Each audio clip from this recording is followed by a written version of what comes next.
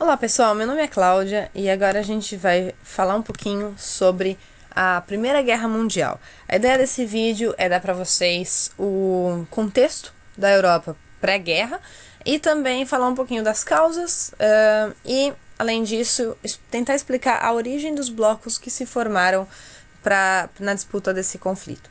Beleza? Então vamos começar. O que aconteceu na Europa logo antes da Primeira Guerra Mundial? Então, a gente tem que entender o seguinte: existia, se a gente for olhar a distribuição do mapa, existiam vários superpoderes na Europa. Então, a gente está falando da França, a gente está falando da Itália, do Império Germânico, do Império Austro-Húngaro, do Império Otomano e do Império Britânico. Então, todos esses países, eles existiam, tinham poder, seguiam disputando mercados europeus, tinham suas colônias, queriam aumentar seus territórios, suas áreas de influência e, mais importante, queriam ter um papel bem ativo e decisivo na política europeia. Então você tinha aí todos esses superpoderes meio que lutando por ter mais poder ainda, certo? Então essa rivalidade entre os países foi uma das causas aí da Primeira Guerra Mundial. Agora, mais importante do que simplesmente a rivalidade, a gente tem movimentos nacionalistas. Um primeiro deles, a gente vai ver, é o revanchismo francês. Todos esses movimentos nacionalistas têm uma coisa em comum, que é o fato de eles serem de longa data. Então, o revanchismo francês, por exemplo, ele vem lá de 1870, quando houve uma guerra entre França e Alemanha, e houve a perda da Alsácia-Lorena. Ela passou da França para a Alemanha. E desde essa época, a França não conseguiu mais se conformar. Ela criou um sentimento de vingança e uma definição de que ela queria, porque queria recuperar esse território da Alsácia-Lorena. Um outro movimento nacionalista é a questão do paneslavismo russo. Então, o paneslavismo ele teve algumas fases, tá? Ele começou como um movimento de identidade cultural. Então, era a ideia de que os povos russos queriam ter uma identidade comum, tá? Então essa foi um primeiro movimento paneslavo. A ideia era os eslavos, os croatas, tchecos, poloneses, sérvios, eslovenos, eles queriam se sentir como pertencente a uma coisa maior, né? Depois teve um segundo momento em que a Rússia começou a dominar esse grupo, e o movimento ele passou a ser muito mais anti-ocidental, anti-germânico do que pan-eslavo. Mas a ideia era justamente ter esse movimento de identidade cultural aí, antes da dominação russa ter acontecido. Outra fonte de nacionalismo foram as crises balcânicas, tá? Então a gente, dentro da região dos Balcãs, né, existia lá o Império Otomano, que era uma zona, conforme ele foi se desintegrando, a zona ela ficou bastante instável, bastante disputada. E tinham dois países, principalmente, com uma política expansionista muito forte. Então a gente tinha aqui uma política expansionista muito forte, tanto do lado da Sérvia como do lado da Bulgária. Então, esses dois países, eles tinham, como do lado da Bulgária, esses dois países tinham políticas expansionistas, né, como eu disse já, e eles originaram alguns conflitos nessa região dos Balcãs, tá? Primeiro, o que aconteceu foi que o Império Austro-Húngaro, que também era uma, digamos assim, uma potência muito mais poderosa do que a própria Sérvia e a Bulgária, eles resolveram anexar a Bósnia-Herzegovina, que já estava sob ocupação do Império Austro-Húngaro desde 1878. Eles resolveram fazer isso porque eles não queriam perdê-la para a Turquia, que também tinha um interesse em dominar a Bósnia-Herzegovina. Quando aconteceu isso, a Sérvia simplesmente não aceitou. E foi aí que começou a Primeira Guerra Balcânica, tá? Que deixou o antigo Império Otomano ainda mais fraco.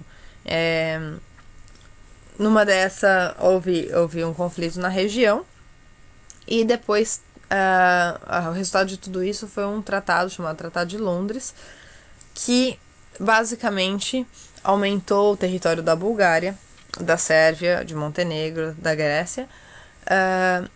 E aí a Bulgária resolveu atacar a Sérvia, porque também tinha a tal da política expansionista. Quando a Bulgária atacou a Sérvia,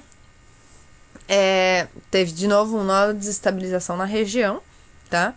E foi o que deu origem à Segunda Guerra Balcânica. A Bulgária se deu mal, ela perdeu essa outra guerra, e teve que se aproximar do Império Austro-Húngaro, porque a Sérvia continuava forte e continuava com a sua política expansionista.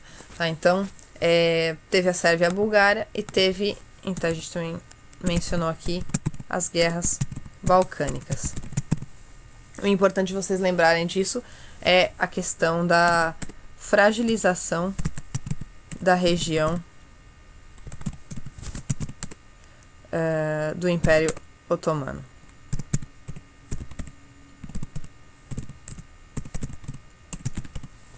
Perfeito?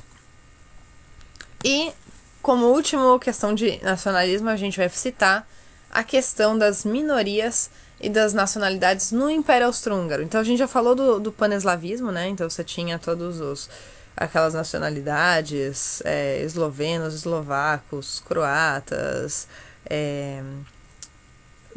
poloneses, tudo isso. Mas dentro do Império Austro-Húngaro eles também existiam, só que eles obviamente eram minorias, né? E aí houve em 1848, lá atrás, houve um movimento chamado Primavera dos Povos, que justamente foi uma questão dos húngaros que estavam nessa região. Eles se sentiam como assim, uma nacionalidade de segunda classe. Mas, de qualquer jeito, essa situação também existia para todos os povos eslavos, né, que não tinham nenhum dizer, digamos assim, né, eles não tinham direitos de cidadania no lado do Império Austro-Húngaro. Então essa situação de falta de cidadania e direitos dos povos eslavos e minorias, né, no Império Austro-Húngaro. Esse que foi o problema dessas minorias, certo? Isso daí só foi cada vez mais ia enfraquecendo, né, a situação, e ia deixando as pessoas insatisfeitas, né? Então, o que aconteceu? Qual foi o estopim para a guerra? Bom, o estopim foi justamente o arquiduque do Império Austro-Húngaro, chamava Franz Ferdinand. Ele foi assassinado na Bósnia, por um sérvio. E aí, então, todas essas tensões que já existiam, a política expansionista da Sérvia, que a Rússia queria conter, essa questão das minorias, a política expansionista da Sérvia, que o Império Austro-Húngaro queria conter, essa questão das minorias no Império Austro-Húngaro também, fez com que eles chegassem e falassem, não, então vamos fazer um basta, né? Então, no final de junho foi o assassinato, eles passaram o mês de julho articulando, né? Os principais poderes passaram articulando. Então foi o Império Austro-Húngaro, a Alemanha, a Rússia, a França e o Reino Unido. num mês que foi chamado de Crise de Julho, né?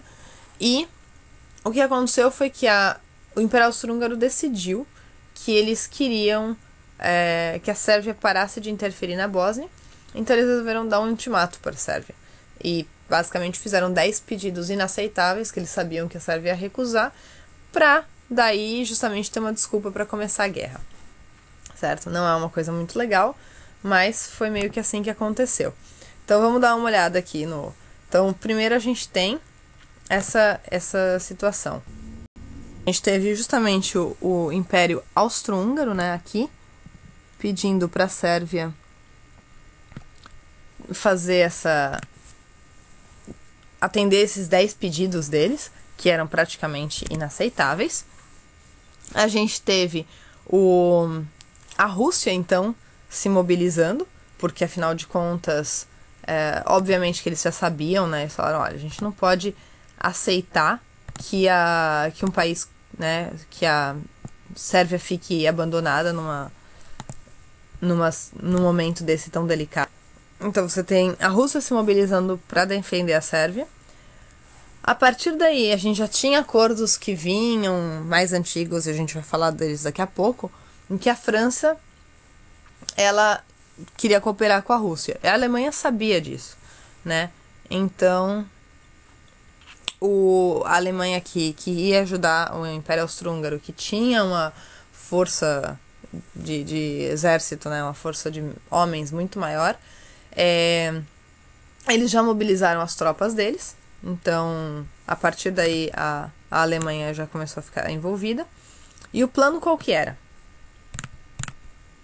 O plano era justamente invadir a França primeiro, para basicamente acabar com as tropas francesas, para depois passar e invadir a Rússia. A França ia se preparar para isso, mas ela não tinha certeza que a Alemanha ia fazer isso, então eles primeiro ordenaram que as tropas ficassem quietinhas, paradas. A França só se mobilizou o dia em que a Alemanha passou daqui e invadiu a Bélgica. Aí eles para justamente atacar a França. Porque nesse momento, né? Então, nesse momento você teve a França se mobilizando. Só que a partir do momento que a Alemanha invadiu a Bélgica aqui, pronto. Aí existia um acordo já feito com o Império Britânico de que a Bélgica era um território neutro. Se eles invadiram a Bélgica, eles quebraram essa regra, aí o Reino Unido, então o Império Britânico, se revoltou e entrou também nessa guerra. Então foi assim o Império Britânico se envolveu. Mas vamos ver de onde vêm essas alianças. Bom, basicamente a gente tem então dois blocos, né? Ela tem a Tríplice Aliança e a Tríplice Entente. A formação deles não é tão difícil assim, não. Na verdade, eles vêm lá da ideia da época de 1873, quando na Alemanha tinha o chanceler Bismarck. E ele queria, basicamente, fazer uma liga entre ele e o imperador do Império Austro-Húngaro e a Rússia. Então ele queria que fosse uma coisa chamada, né, Tríplice Aliança. Ele queria que fosse a Alemanha, Austro-Húngaro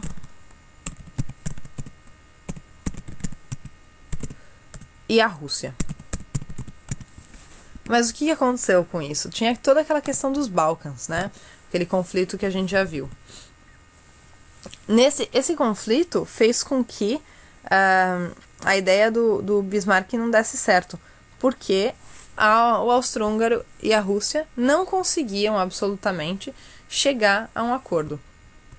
O que aconteceu então?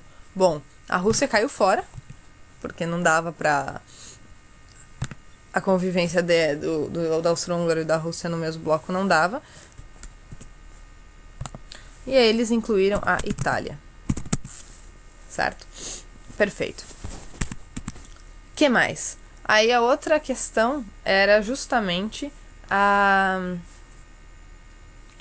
Tríplice Entente. Então, bom, a Rússia ela não foi aceita nesse bloco.